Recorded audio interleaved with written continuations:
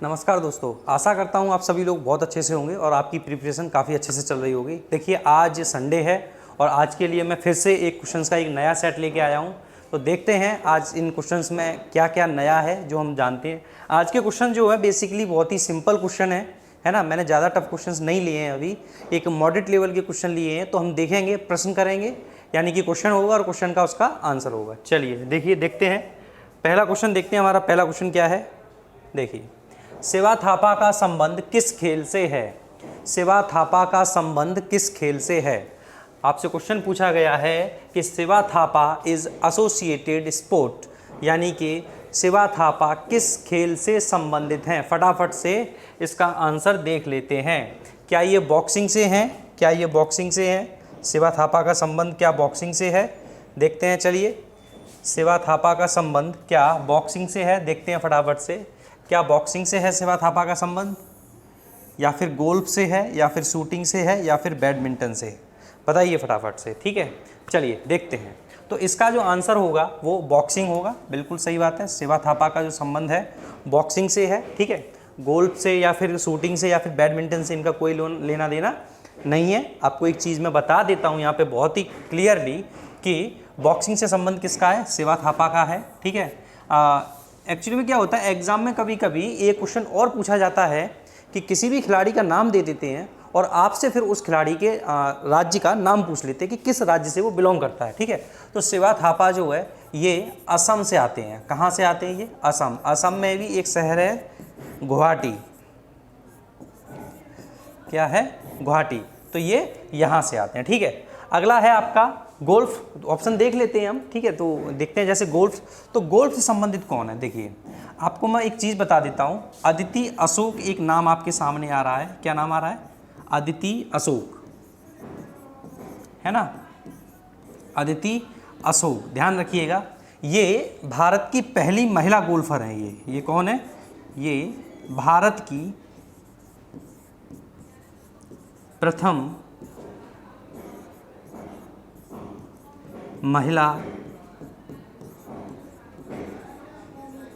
Golfer, ठीक है। अदिति अशोक के बारे में कहा जाता है कि ये भारत की पहली महिला गोल्फर हैं, ठीक है। चलिए, अगला ऑप्शन क्या दिया हुआ है? शूटिंग। शूटिंग से एक नाम जो आपको हमेशा पता होना चाहिए, वो नाम है सौरभ, ठीक है। वो नाम है सौरभ चौधरी। क्या नाम है वो?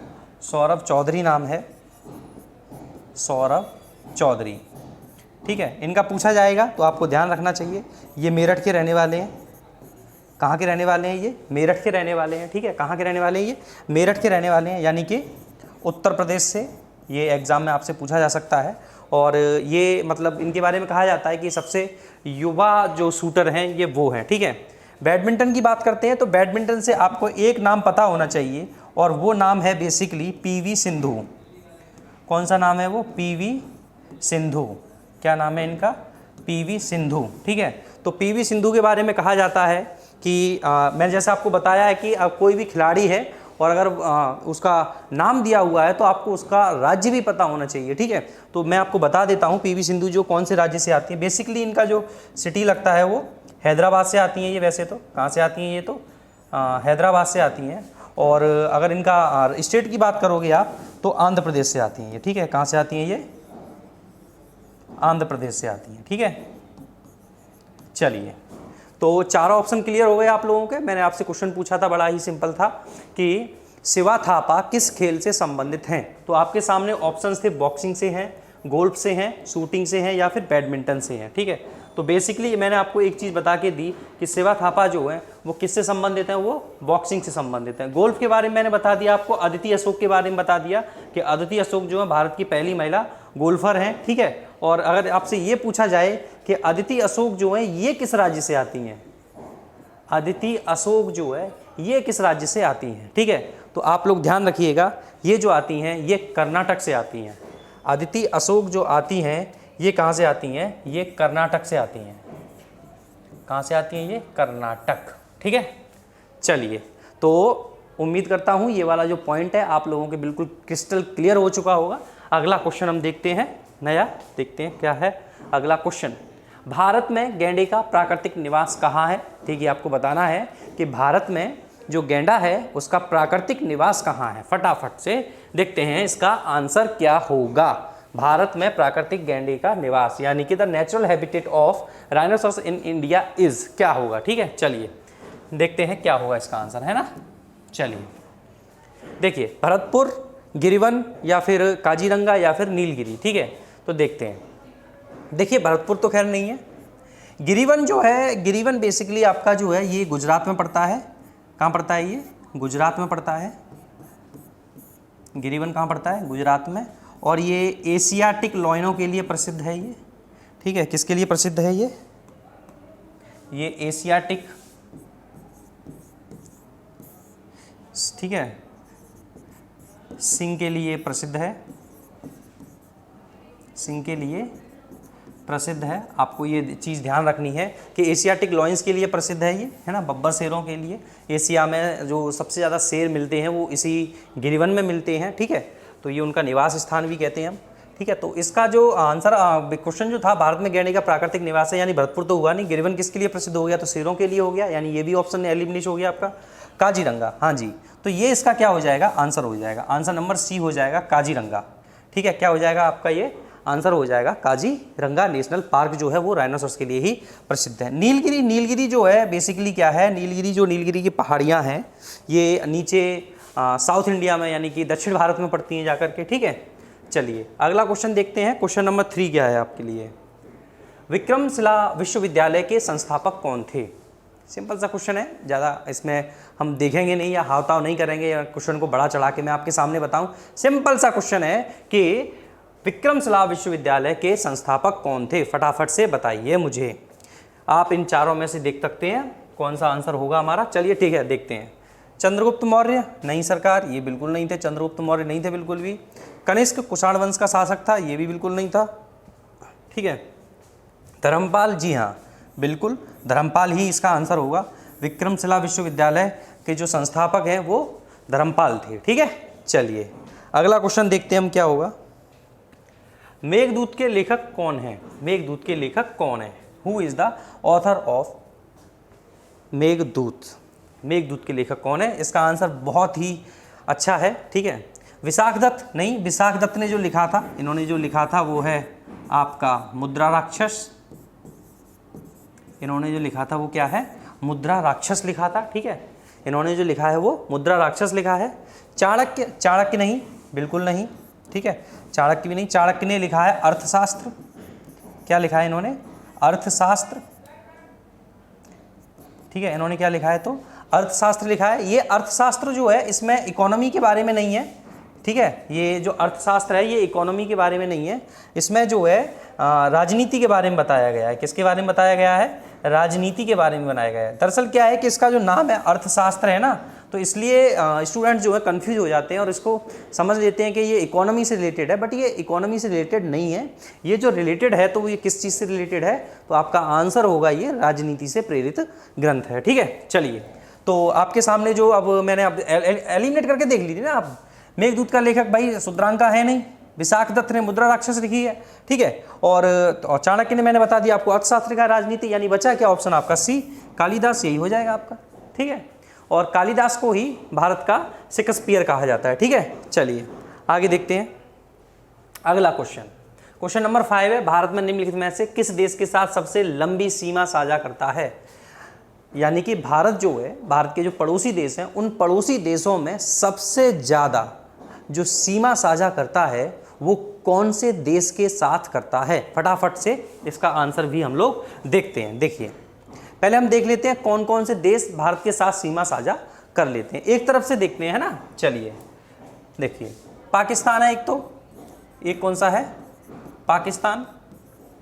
ठीक है, पाकिस्तान के बराबर में ही जो अगला है वो है अफगानिस्तान। कौन सा है? अफगानिस्तान है। ठीक है, अफगानिस्तान के जब आप बराबर में आओगे तो फिर आपको ऊपर से हम इस तरीके से चलेंगे। देखिए अगर मैं आपसे कहूँ मैं अगर कि ये मान लीजिए, ठीक है, मैप थोड़ा सा बना है तो देखिए पाकिस्तान, चलिए दूसरा बना देता हूँ, है ना, अच्छा नहीं बना है ये, थोड़ा सा ज़्यादा ही बेकार बना है। ठीक है, चलिए देखिए,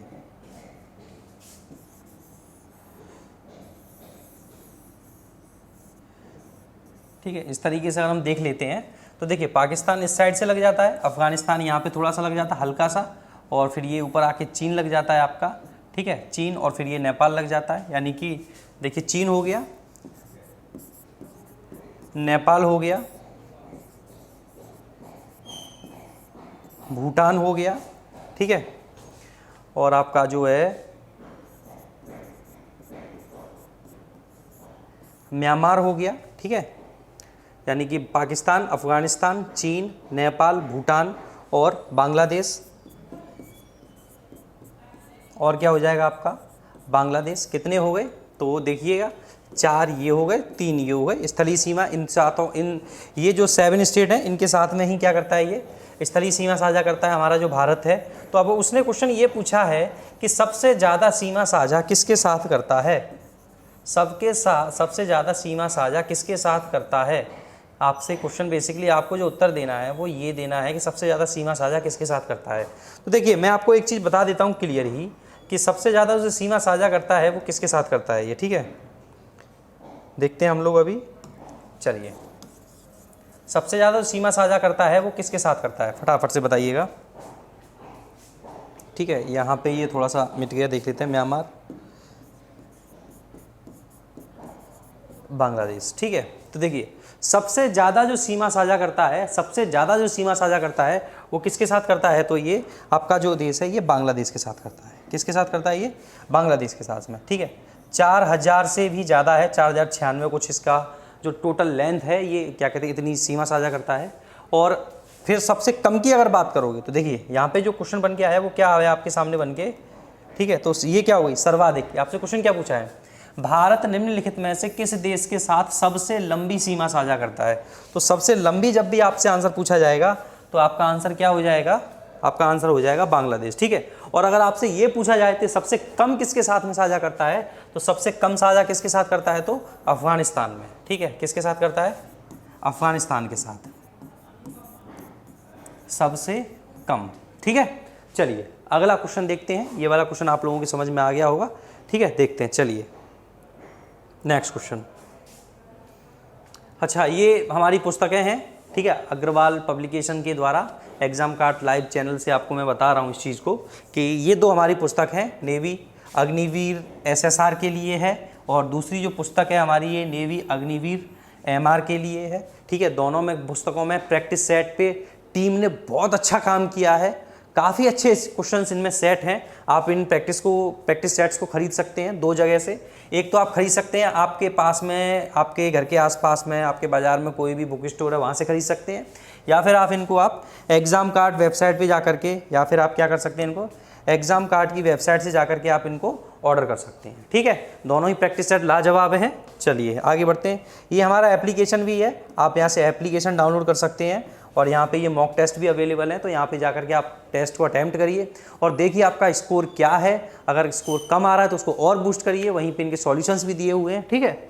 चलिए अगला क्वेश्चन देखते हैं हम लोग। ये 2 किताबें और हैं, ये भारतीय थल सेना की अग्निवीर जो जनरल ड्यूटी वाले कैंडिडेट्स हैं उनके लिए है, ठीक है। इसमें और दूसरी जो है ये SKT है, ठीक है, सैनिक क्लर्क यानी स्टोर कीपर टेक्निकल वाली जो है। तो इनमें फीचर्स क्या है इस बुक के, तो देखिए एग्ज़ाम ओरिएंटेड है, बाइलिंगुअल है, और आपका जो है बेस्ड ऑन ये क्या कहते हैं आपका नए पैटर्न पे बेस्ड है, सिलेबस पे, ठीक है। और प्रीवियस ईयर इसमें दिए हुए हैं, ऐसी बात नहीं, इसमें जो प्रीवियस ईयर आपके जो एग्ज़ाम हो गए हैं उन पे भी बेस्ड जो क्वेश्चन है वो भी आपको दिए गए हैं, ठीक है। चलिए आगे देखते हैं, अगला क्वेश्चन देख लेते हैं अब हम लोग फटाफट से। देखिए अखिल भारतीय सेवाओं के लिए नियुक्तियों को कौन करता है, ठीक है। मैं आपको एक बार समझा देता हूँ। वैसे तो अखिल भारतीय सेवा जो होती हैं, ठीक है, अखिल भारतीय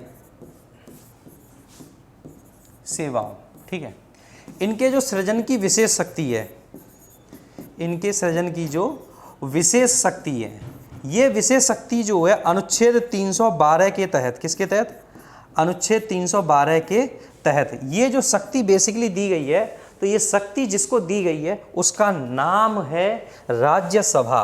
किसको दी गई है, राज्यसभा। वैसे तो कह देते हैं कि संसद भी करती है, बट संसद में जो अहम रोल रहता है वो किसके पास रहता है, तो राज्यसभा के पास रहता है। अनुच्छेद 312 के तहत राज्यसभा को विशेष शक्ति है कि वो किसी भी अखिल भारतीय सेवा का सृजन कर सकती है, ठीक है। लेकिन अब यहाँ पे हम देखते हैं कि तो यहाँ पे देखिए दिया नहीं है, तो अगर मोर एप्रोप्रिएट आंसर की तरफ बढ़ेंगे हम तो संसद की तरफ ले जाएंगे। लेकिन आपको मैं एक चीज़ और बता दूँ, तो इन्होंने पूछा क्या है, इन्होंने नियुक्तियाँ पूछा है। यहाँ पे एक वर्ड और पूछा है इन्होंने, नियुक्ति। तो देखिए ये जो ऑप्शन इसमें दिए हुए हैं इसमें कन्फ्यूजिंग चीज़ें बहुत रही हैं। देखिए एक तो इन्होंने संसद दे दिया, तो संसद के दो पार्ट होते हैं, ठीक है। एक तो होता है राज्यसभा और एक होता है आपका लोकसभा, ठीक है। तो राज्यसभा को विशेष शक्ति होती है, ठीक है, राज्यसभा को विशेष शक्ति होती है, मैंने बताया आपको, ठीक है। दूसरा इन्होंने क्या दे दिया है यहाँ पे, संघ लोक सेवा आयोग भी दे दिया है, और तीसरा इन्होंने राष्ट्रपति भी दे दिया है। तो अब आप इसमें कंफ्यूज हो जाएंगे। देखिए सृजन की बात आएगी तो सृजन कौन करेगा, तो राज्यसभा करके देगी। जब भी अखिल भारतीय सेवाओं के सृजन की बात आएगी तो सृजन कौन करके देगा, तो राज्यसभा करके देगी। और जब भी संघ लोक सेवा आयोग की बात आएगी तो संघ लोक सेवा आयोग जो क्या है, ये भर्ती करके देता है सिविल सेवकों की। क्या करके देता है, ये भर्ती करके देता है, ठीक है, ना कि नियुक्ति करके देता है। तो नियुक्ति फिर किसके द्वारा होती है सर, तो नियुक्ति तो सर राष्ट्रपति के द्वारा होती है। नियुक्ति कौन करता है, तो राष्ट्रपति के द्वारा होती है। लेकिन अगर सृजन की बात आएगी तो सृजन कौन करेगा, तो राज्यसभा करेगी। तो तीनों ही पॉइंट अलग अलग हैं। सृजन अलग चीज हो जाएगी, भर्ती अलग चीज हो जाएगी, और नियुक्ति अलग चीज हो जाएगी। तो उम्मीद करता हूं ये वाला क्वेश्चन नंबर 6 भी आप लोगों के बिल्कुल क्लियर हो चुका होगा। चलिए आगे बढ़ते हैं। सिंधु घाटी सभ्यता के लोग किसकी पूजा करते थे, सिंधु घाटी सभ्यता के लोग किसकी पूजा करते थे? क्या वो विष्णु की पूजा करते थे, क्या वो पशुपति की करते थे, क्या वो इंद्र की करते थे, या फिर ब्रह्मा की करते थे? देखिए विष्णु की नहीं करते थे, इंद्र की भी नहीं करते थे, ऋग्वैदिक काल में होती थी, ब्रह्मा की भी नहीं होती थी। इसका आंसर जो है पशुपतिनाथ होगा, क्योंकि यहाँ से एक मोहर मिली है जिसमें पशुपतिनाथ का क्या मिला है, एक अंकन मिला है, ठीक है। तो इसका आंसर क्या हो जाएगा, पशुपतिनाथ। चलिए नेक्स्ट क्वेश्चन नंबर नेक्स्ट देखते हैं हम क्या है। उपनिषद क्या है, उपनिषद क्या है? देखिए पहले मैं आपको एक चीज बता देता हूं, यहाँ पे आप समझ लीजिए। ये जो शब्द है ना उपनिषद, उपनिषद क्या है, ठीक है। तो देखिए उपनिषद शब्द जो है इसका जो अर्थ होता है, सबसे पहले आप इसका अर्थ देख लीजिए कि उपनिषद शब्द जो है इसका अर्थ क्या होता है। तो इसका अर्थ होता है समीप बैठकर, समीप बैठकर ज्ञान प्राप्त करना, समीप बैठकर ज्ञान प्राप्त करना। ये क्या हो जाएगा, समीप बैठकर ज्ञान प्राप्त करना, ठीक है, समीप बैठकर ज्ञान प्राप्त करना, ठीक है। तो समीप बैठकर ज्ञान प्राप्त करना क्या हो जाता है, जो उपनिषद शब्द है इसका अर्थ है। अब ज्ञान अगर आप प्राप्त कर रहे हो तो कहाँ से प्राप्त कर रहे हो, जाहिर सी बात है आप गुरु के पास बैठोगे। कहाँ पे बैठोगे आप, गुरु के पास बैठोगे, है ना। तो उपनिषद शब्द का मतलब क्या हो गया बेटा, गुरु के समीप बैठकर ज्ञान प्राप्त करना। आगे देखते हैं, ठीक है। चलिए तो आपसे पूछा क्या बेसिकली उपनिषद है क्या ये महाकाव्य है? बिल्कुल नहीं है, महाकाव्य ये बिल्कुल नहीं है, ठीक है। क्या ये कथा संग्रह? बिल्कुल नहीं है, ये कथा संग्रह भी नहीं है। क्या ये हिंदू दर्शन के स्रोत हैं? बिल्कुल ये हिंदू दर्शन के ही स्रोत हैं, कानूनी की पुस्तकें ये हो नहीं सकती हैं, ठीक है।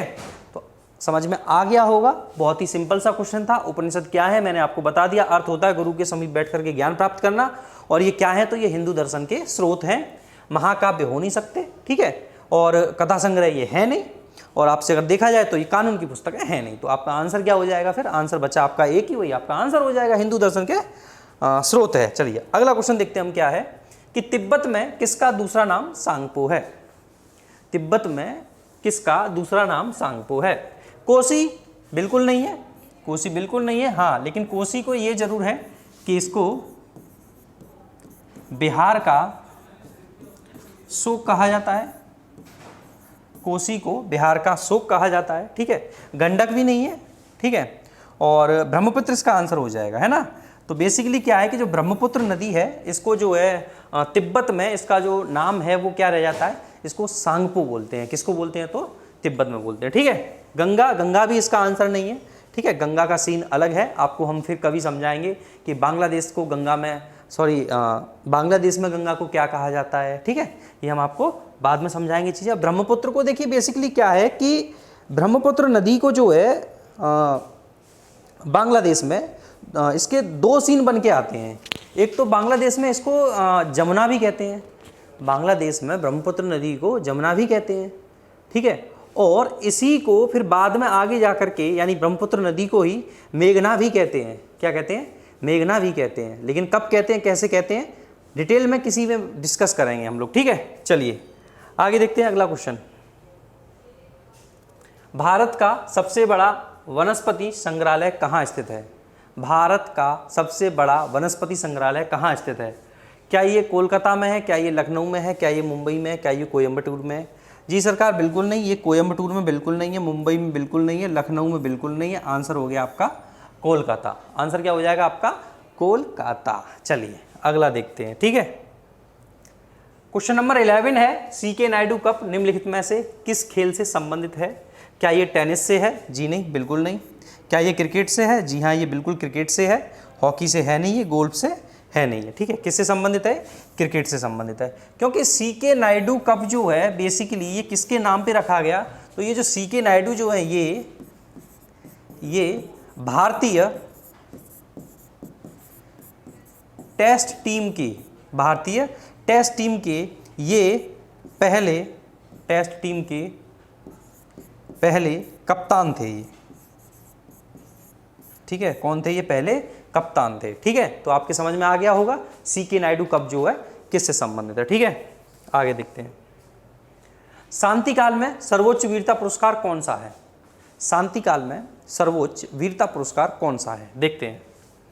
वीर चक्र बिल्कुल नहीं है, परमवीर चक्र बिल्कुल नहीं है, क्योंकि जो परमवीर चक्र है ये तो आपका जो है ये युद्ध काल का है, ये युद्ध काल का है, ठीक है। युद्ध काल में सर्वोच्च सम्मान जो है वो दिया जाता है परमवीर चक्र। परमवीर चक्र मतलब सबसे सर्वोच्च है, लेकिन इन्होंने क्या है कि इन्होंने एक वर्ड लगा दिया यहाँ पे शांति काल में। तो शांति काल का जो चक्र होता है वो अशोक चक्र होता है, महावीर चक्र भी नहीं है, ठीक है। तो आपका जो अगर आपसे पूछा जाए शांति काल में सर्वोच्च वीरता पुरस्कार अगर कौन सा जाएगा तो वो फिर आपका अशोक चक्र हो जाएगा। चलिए अगला देखते हैं।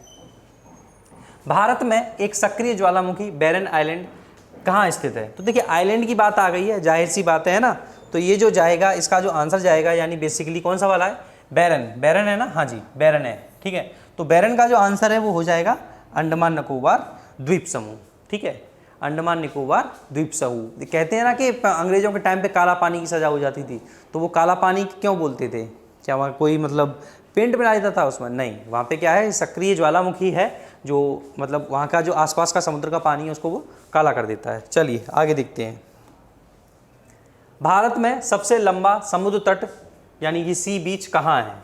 ठीक है, आपका आंसर है चपोरा तट बिल्कुल नहीं है, दीव तट ये भी बिल्कुल नहीं है, आक्सा तट ये भी नहीं है बिल्कुल, मरीना बीच, जी हाँ मरीना बीच है आपका सबसे बड़ा, ठीक है। समझ में आ गई आपकी बात? मरीना बीच जो है यही है आपका सबसे बड़ा सी बीच, ठीक है। चलिए अगला क्वेश्चन देखते हैं हम लोग। जम्मू कश्मीर राज्य विधानसभा का कार्यकाल कितने वर्ष का होता है? देखिए 2019 तक, कब तक? 2019 तक। नो डाउट इसका जो कार्यकाल था वो कितना था? 6 वर्ष था। कितना था? 6 वर्ष था। लेकिन 2019 के बाद में कहानी बदल गई है और अब वहाँ पे कार्यकाल कितना हो गया है? तो 5 वर्ष हो गया है, ठीक है। यानी आंसर क्या हो जाएगा इसका? बी, ठीक है। 2019 तक जब तक 370 लागू था तब तक इसका जो आंसर है वो 6 वर्ष था, लेकिन जब से 370 हटाया तब से इसका आंसर हो गया आपका 6 वर्ष, ठीक है। चलिए नेक्स्ट क्वेश्चन नंबर 16 है, टेलीविज़न का आविष्कार किसने किया था? तो आप जानते ही हैं टेलीविज़न का आविष्कार तो जे.एल. बेयर्ड ने किया था, ठीक है। काफ़ी फैमिलियर क्वेश्चन है, मोस्ट रिपीटेड क्वेश्चन है, तो ये तो आपको पता ही होना चाहिए, ठीक है।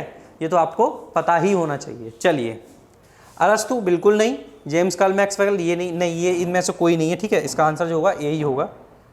नेक्स्ट देखते हैं, रणथंभौर राष्ट्रीय उद्यान किस राज्य में है? रणथंभौर राष्ट्रीय उद्यान किस राज्य में? नाम से ही स्पष्ट है यार, ऐसे ही लगा दोगे इसका आंसर, है ना। मध्य प्रदेश बिल्कुल नहीं, राजस्थान इसका राइट आंसर होगा, ठीक है। गुजरात हो नहीं सकता, छत्तीसगढ़ हो नहीं सकता, ठीक है। तो रणथंभौर मतलब सीधे राजस्थान पहुंच गए आप लोग, ठीक है। तो इसका आंसर क्या हो जाएगा? रणथंभौर, ठीक है, यानी कि राजस्थान। चलिए अगला क्वेश्चन देखते हैं हम, क्वेश्चन नंबर 18 क्वेश्चन नंबर है, टेस्ट ऑफ माई लाइफ किसकी पुस्तक है? ठीक है, आप लोग बहुत फेमिलियर होंगे, ठीक है, जिन्होंने एक ओवर में 6 के 6 छक्के लगाए थे। टेस्ट ऑफ माई लाइफ, ठीक है, समझ गए होंगे कौन हो जाएंगे, तो युवराज हो जाएंगे इसका आंसर। ठीक है, चलिए नेक्स्ट क्वेश्चन देखते हैं। गंगा सागर मेला किस राज्य में आयोजित किया जाता है? फटाफट से हम देखते हैं इसका आंसर भी क्या होगा। गंगा सागर मेला क्या, देखिए गंगा सागर कहते हैं ना सारे तीर्थ बार बार और गंगा सागर एक बार, ठीक है, तो ऐसा कौन सा स्थान है जहाँ पे गंगा और सागर मिलते हैं? तो देखते हैं इनमें से कौन सा। क्या उत्तराखंड में पॉसिबल है गंगा और सागर मिल जाए? नहीं सर, बिल्कुल पॉसिबल नहीं है। क्या उत्तर प्रदेश में ऐसा पॉसिबल है? नहीं सर, बिल्कुल भी ऐसा पॉसिबल नहीं है। अब आप थोड़ा सा कॉमन सेंस और लगाइए, तो महाराष्ट्र में गंगा जाती भी है क्या? बिल्कुल नहीं जाती। तो सर ये बिल्कुल वैसे नहीं रहा। सिंपल सा देखो ना, मतलब कॉमन सेंस लगाओ, गंगा कहाँ जाके रुकेगी? तो देखिए पश्चिम बंगाल इसका आंसर हो जाएगा, जाहिर सी बात है, वहीं पे जाकर के गंगा सागर मिलते हैं। बात समझ में आ गई आपके एकदम? गंगा सागर इसीलिए बोला जाता है। ठीक है, चलिए आगे देखते हैं अगला क्वेश्चन हम। मोनालिसा को खाली स्थान पर पेंट किया गया था, बताइए फटाफट से। देखिए एक लड़की सॉरी माफ करिएगा, एक लकड़ी होती है चिनार, ठीक है, तो एक लकड़ी होती है ना, जो क्या होती है वो चिनार। तो ये जो चिनार की लकड़ी होती है, इसी लकड़ी का पैनल था और उस पैनल पे ये जो पेंटिंग बनाई गई थी वो ऑयल पेंट से बनाई गई थी। और किसने बनाई थी? तो वो लियोनार्डो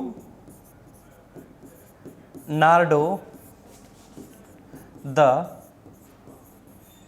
विंसी द्वारा। तो इसका आंसर क्या हो जाएगा? बी हो जाएगा, लियोनार्डो द विंसी इसके पेंटर हो जाएंगे। ठीक है, ऑयल पेंट से बनाई गई थी। चलिए नेक्स्ट क्वेश्चन देखते हैं, क्वेश्चन नंबर 21। मदर टेरेसा को नोबेल पुरस्कार किसके लिए मिला था? मदर टेरेसा को नोबेल पुरस्कार किसके लिए मिला था? मदर टेरेसा को नोबेल पुरस्कार किसके लिए मिला था? देखिए इनको जो पुरस्कार मिला था वो शांति के लिए मिला था। और कब मिला था? तो 1979 में मिला था। ये क्वेश्चन कई बार रिपीट हुआ है एग्जाम में, ध्यान रखना। टाइम भी पूछा गया है, यानी सन पूछ लिए कब मिला था और किस लिए मिला था, तो ये शांति के लिए मिला था। ठीक है, चलिए नेक्स्ट देखते हैं। ABM का पूर्ण रूप है, यानी कि ABM का पूरा नाम क्या है? ABM स्टैंड्स फॉर, क्या इसका नाम एंटी बेलिग्रेंट, क्या नाम इसका, एंटी बेलिग्रेंट माइन हो जाएगा, या एंटी बेस मशीन हो जाएगा, या एंटीबॉडी यांत्रिकी हो जाएगा, या फिर एंटी बैलिस्टिक मिसाइल हो जाएगा? तो देखिए ABM जो है इसका पूरा नाम जो है एंटी बैलिस्टिक मिसाइल जाएगा। ये इसके आंसर नहीं है तीनों में से कोई भी। इसका जो राइट आंसर है वो एंटी बैलिस्टिक मिसाइल है। ठीक है, अगला क्वेश्चन देखते हैं हम लोग। राष्ट्रीय रेल संग्रहालय कहाँ स्थित है? राष्ट्रीय रेल संग्रहालय कहाँ स्थित है? देखिए कहाँ स्थित है। क्या उत्तर प्रदेश में है? बिल्कुल नहीं। क्या पंजाब में है? बिल्कुल नहीं। क्या हिमाचल प्रदेश में? बिल्कुल नहीं। आंसर हो जाएगा इसका दिल्ली में। तो राष्ट्रीय रेल संग्रहालय कहाँ पर है? तो आपका आंसर हो जाएगा ए, यानी कि दिल्ली। ठीक है, चलिए सुनीता विलियम्स कौन है? काफ़ी जाना पहचाना नाम है और आप लोग भी इस नाम से भली भांति परिचित होंगे, तो बता दीजिए फटाफट से सुनीता विलियम्स कौन है। ठीक है, तो देखते हैं इसका आंसर क्या होगा। क्या ये अंतरिक्ष यात्री हैं? अरे वाह, इसका आंसर तो पहले पर ही मिल गया, यानी कि क्या ये अंतरिक्ष यात्री हैं? जी हाँ, ये एक अंतरिक्ष यात्री हैं। ठीक है, और ये USA से हैं। कहाँ से हैं ये? USA से हैं। ठीक है, और अगर इनकी बात की जाए तो ये कौन है? ये एक नेवी ऑफिसर भी हैं साथ में। कौन है ये? एक नेवी ऑफिसर भी है। ठीक है, सुनीता विलियम्स। चलिए अगला क्वेश्चन देखते हैं हम। हमारा क्वेश्चन है भारतीय संविधान का अनुच्छेद 173 जो है राज्य विधानमंडल की सदस्यता के लिए योग्यता किससे संबंधित है? चलिए फटाफट से बताइए क्या किससे संबंधित है। आपको ऑप्शन देखिए, पहला वाला जो दिया हुआ है आप बड़े प्यार से यहाँ पे देख सकते हैं कि जो पहला क्वेश्चन है the directive principle of state policy. भाई DPSP तो होगा नहीं। क्यों नहीं होगा? आप बिल्कुल कॉमन सेंस देखिए, आपके सामने प्रूव करके दिखाऊंगा क्यों नहीं होगा। भाई राज्य के नीति निर्देशक तत्व जो हैं ये भारतीय संविधान के भाग 4 में दिए हैं कि नहीं? अब भाग 4 में दिए हैं तो ये अनुच्छेद भी मैं बता देता हूं आपको। अनुच्छेद कितने से? ये 36 से लेकर के 51 तक दिए हुए। तो और इसने किस अनुच्छेद की बात की है, तो 173 की है। तो क्या इसमें 173 आ रहा है, नहीं आ रहा है, तो जाहिर सी बात है ये हमारा वैसे ऑप्शन नहीं रहा। राज्य सरकार, ठीक है, वैसे इसका जो आंसर होगा वो राज्य सरकार ही होगा, क्योंकि राज्य सरकार में ही क्या होती है, विधान मंडल होती है। राज्य सरकार में ही क्या होती है बेटा, विधान मंडल होती है, और ये संविधान के भाग 6 में जाता है। ये कहाँ जाता है, संविधान के भाग 6 में जाता है, ठीक है। तो अनुच्छेद 173 जो है वो राज्य सरकार का हिस्सा होगा, केंद्र सरकार का हो नहीं सकता। क्यों नहीं हो सकता, क्योंकि भाग 5 में जाएगा। किस में जाएगा, ये भाग 5 में जाएगा, और भाग 5 में अगर जाएगा तो अनुच्छेद कितने हैं इसके, तो अनुच्छेद हैं 52 से लेकर के 151 तक, और ये तो 173 है। तो भाई देखो यहाँ पे भी नहीं आया, 36 से 51 ये हो गया, 52 से 151 तक ये हो गया, तो यहाँ तक भी नहीं आया, अभी तक 173 आया ही नहीं, तो फिर कैसे एडजस्ट करेगा, है ना।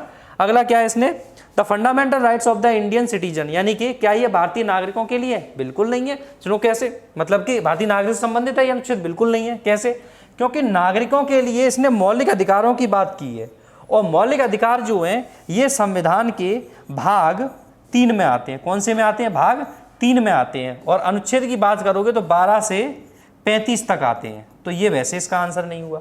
आंसर कौन सा हो गया आपका, सीधी सी बात, तो आंसर हो जाएगा बी, यानी कि द स्टेट गवर्नमेंट, ठीक है। तो ये हमारे क्वेश्चंस थे, काफ़ी इंपॉर्टेंट क्वेश्चन थे ये भी, और उम्मीद करता हूँ आप लोगों को समझ में आए होंगे ये सारे क्वेश्चंस, ठीक है। ये हमारे सोशल मीडिया प्लेटफॉर्म है, आप हमको यहाँ पे फॉलो कर सकते हैं। टेलीग्राम का एग्जाम कार्ड लाइव से है, फेसबुक एग्जाम कार्ड और एग्जाम कार्ड AGP से। ये एप्लीकेशन है, आप एप्लीकेशन डाउनलोड कर सकते हैं। जितने भी हमारे जो टेस्ट पड़े हुए हैं आप उनको यहाँ से प्रैक्टिस कर सकते हो, आप अपना स्कोर देख सकते हैं कहाँ पे जा रहा है, कहाँ पे आके एडजस्ट कर रहे हैं, ठीक है। तो उम्मीद करता हूँ आज का कुछ सेशन आप लोगों को पसंद आया होगा। नेक्स्ट सेशन भी हम लोग बहुत जल्दी अपलोड कर देंगे, और आप लोगों के लिए एक नई सीरीज़ लेके आ रहे हैं, उसमें हम इससे भी बेहतरीन क्वेश्चन, वो सारी क्लासेज आपको जो है लाइव मिलने वाली हैं, ठीक है। आप जब तक तैयारी करिए, और देखता हूँ कौन कितने आंसर्स सही करेगा और कौन कितने गलत करेगा। मैं चैलेंज करता हूँ आपको, वो क्वेश्चन इतने टफ मिलने वाले हैं कि आप उनका आंसर नहीं कर पाएंगे। तो बने रहिए एग्जाम कार्ड के लाइव के साथ। Thank you very much.